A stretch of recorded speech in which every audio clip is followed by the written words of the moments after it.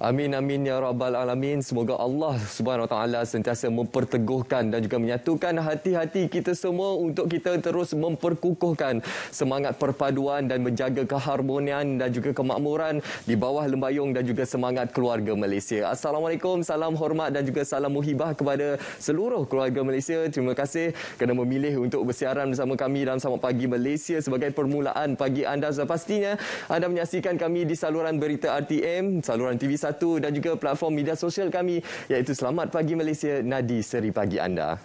Ya, saya Syarifah Ishak dan juga Munawar Azmi akan menemani anda selama 2 jam bermula sekarang sehingga jam 10 pagi. Pastinya hari ini pelbagai perkongsian akan kami berikan kepada anda, tetapi kita nak mulakan terlebih dahulu mengenai statistik COVID-19 semalam. Tahniah kita nak ucapkan kepada seluruh keluarga Malaysia kerana dalam sepanjang tempoh 222 hari ini, ini merupakan rekod terendah yang dicatatkan. Kalau kita boleh lihat 3,476 kes tempatan yang dicatatkan semalam menjadikan jumlah keseluruhan kes yang masih lagi aktif ialah 58,852. Kalau kita boleh lihat di sini, antara faktor-faktor penyumbang kepada penurunan kes aktif COVID-19 ini ialah dengan anda semua memberi kerjasama kepada program PICK dan juga PICKR, iaitu sekurang-kurangnya yang telah pun mendapatkan satu dos ialah sebanyak 98.7% bagi dewasa, dan kalau kita boleh lihat untuk remaja pula ialah yang telah lengkap divaksinasi ialah sebanyak 86.5%. Itu berkenaan perkembangan situasi terkini statistik COVID-19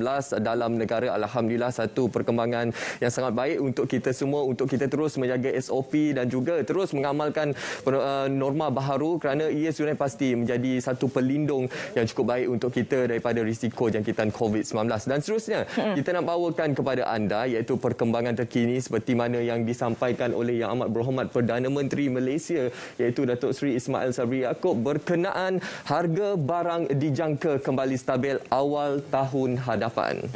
Dan berikut merupakan perinciannya di mana harga barang yang meningkat kini dijangka kembali stabil pada awal tahun depan setelah lebih banyak negara mula membuka sektor ekonomi masing-masing. Dan juga sekatan pergerakan turut dialami oleh negara luar yang mengeksport produk makanan kepada Malaysia, sekaligus ini mengakibatkan penawaran itu berkurangan. Kalau kita boleh lihat, kita perlu bersikap adil juga kepada pihak kerajaan kerana apabila tampuk kepimpinan kerajaan sekarang ini mengambil alih daripada kerajaan yang lama di waktu kita sedang kritikal, di mana ketika itu kes harian COVID-19 ialah sebanyak 20,000 kes secara puratanya.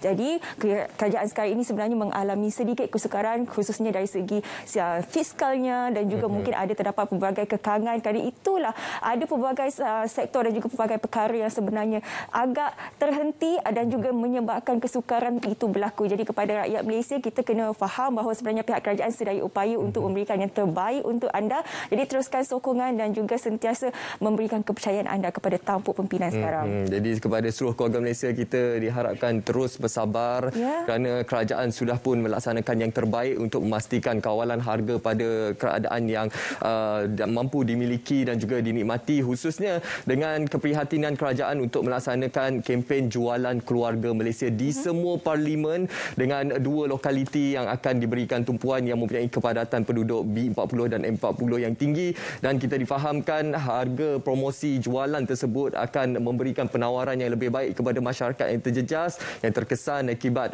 kenaikan harga barang ini sehingga diskaun 80%. Alhamdulillah, itu antara inisiatif yang cukup baik daripada kerajaan. Dan satu lagi, ini antara inisiatif juga Syafiqah, dan perkembangan yang sangat merangsangkan untuk pencari-pencari kerja di luar sana.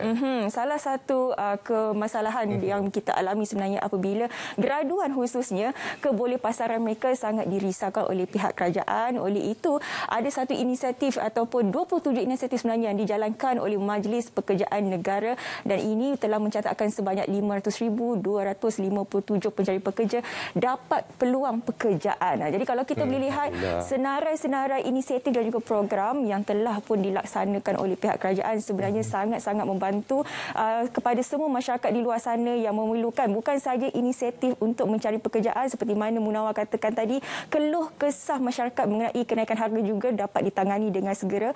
Begitu juga dalam kalau kita boleh lihat baru-baru ini dalam 100 hari aspirasi keluarga Malaysia juga paling menarik perhatian apabila saman juga diberikan pengurangan 80%. Itu juga diberikan tumpuan sebenarnya.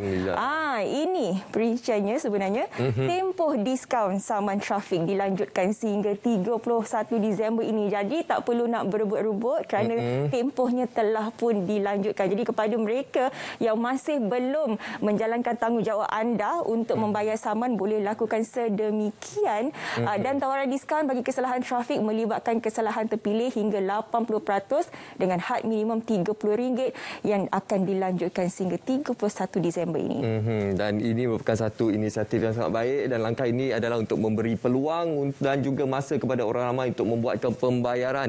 Anda tidak perlu lagi bersesak-sesak menghadirkan diri ke Kuala Lumpur Convention Centre ataupun Pusat Convention Kuala Lumpur kerana ianya kaunter pembayaran diskaun untuk saman PDRM dan juga JPJ di KLCC telah pun ditutup semalam dan ianya juga memberi peluang kepada anda untuk membayar kompaun ataupun saman itu secara dalam talian ataupun di kaunter-kaunter trafik di seluruh negara sehingga 31 Disember. Iaitu kabar gembira buat kita semua keluarga Malaysia. Ya, bercakap mengenai kompaun, ini kita nak cerita mengenai kompaun. Pindaan Akta 342.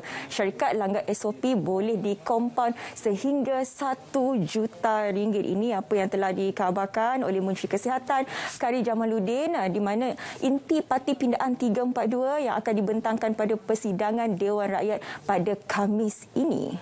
Dan dalam usaha untuk kita menuju ke arah endemik, sudah pastinya pematuhan SOP dan juga pengamalan norma baharu pada tahap tertinggi merupakan satu perkara yang sewajarnya sudah pun sebati dalam diri kita untuk kita sentiasa mematuhi segala perintah yang dikeluarkan oleh pihak kerajaan demi untuk kita memutuskan rantaian jangkitan COVID-19 dan membawa persekitaran keluarga Malaysia yang lebih selamat daripada pandemik COVID-19. Hari ini banyak kita akan kongsikan bersama dengan anda. Selepas ini kita nak bersama dengan 3 rakan kita di mana semuanya selepas ini kita nak berehat seketika kembali semula bersama dengan kami di Selamat Pagi Malaysia.